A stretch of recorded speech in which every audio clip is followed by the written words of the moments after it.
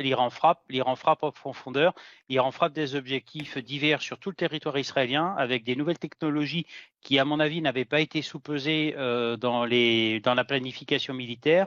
Et en même temps, on s'aperçoit aussi que l'Iran est capable de frapper l'activité économique d'Israël avec une rare violence, mais en même temps, c'est un message fort qui est adressé aussi aux autorités israéliennes en leur faisant bien comprendre que malgré la disparition de certains chefs militaires, le système de commandement iranien est toujours intact.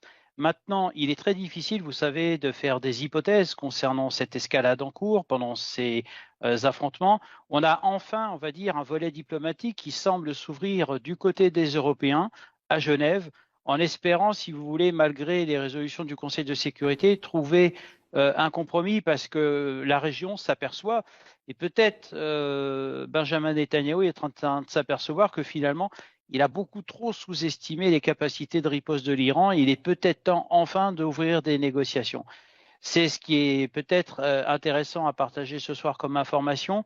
Nous n'entendons plus, bien entendu, le guide suprême, M. Khamenei, Oui. mais sachez une chose, c'est le système de commandement, on va dire, iranien semble intact et je pense que c'est peut-être la surprise, mais en même temps, l'engagement de vecteurs hautement technologiques comme les Mercy de dernier cri, où justement Israël n'est pas capable de les arrêter pour une raison simple, c'est qu'elle utilise son dôme de fer dans un premier temps, où les Iraniens ont parfaitement compris le système de saturation, mais également le système Arrow américain qui vient en complément. Mais pour que ces deux systèmes fonctionnent parfaitement, il faut qu'ils soient parfaitement interopérables, c'est-à-dire être capables de dialoguer entre eux et de coordonner leurs actions. Et c'est peut-être cela pourquoi l'Iran arrive à frapper en profondeur. Mais je le rappelle, l'Iran a une maîtrise parfaite technologique de son armement. C'est un contradicteur tenace et je pense qu'Israël est en train de l'apprendre à ses dépens ce soir. Le dôme de fer a perdu quand même plus de la moitié de ses capacités en l'espace seulement de 8 jours. Alors, que dire si l'escalade continue, justement? Je pense que les Iraniens ont compris une chose, c'est qu'ils vont inscrire leur opération dans le temps long. Là, les missiles, si vous voulez, qui sont employés, excusez-moi, par Téhéran, sont nettement plus rapides et qu'à l'heure actuelle, il n'y a pas spécialement de système efficace pour les contrer. C'est de constater qu'avec cette nouvelle escalade, elle va encore une fois tirer les enseignements, comme on dit dans le milieu militaire, hein, les leçons apprises et les leçons retenues, qui vont être, comment dirais-je, soumises après les opérations à l'étude. Est-ce qu'il faut former les personnels, etc.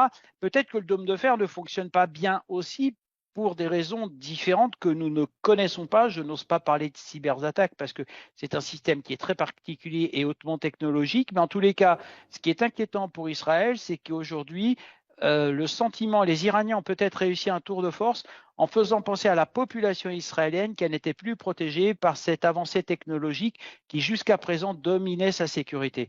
Et l'objectif de l'Iran, c'est aussi d'attaquer plusieurs cibles en même temps pour démontrer ses capacités. Je pense qu'ils ont mal évalué les capacités iraniennes puisque les installations militaires de production, etc., sont principalement souterraines, alors qu'on nous fait croire qu'il y a des agents du Mossad un petit peu partout en Iran. J'ai un petit peu du mal à le croire. L'ancien militaire que je suis, si vous voulez, a quelques doutes, ce qui est tout à fait normal, mais une chose est sûre, Téhéran est en train de nous montrer des capacités qui, à mon avis, n'étaient peut-être pas prises en compte dans le journal de marche des opérations, malgré une force de frappe aérienne, je précise,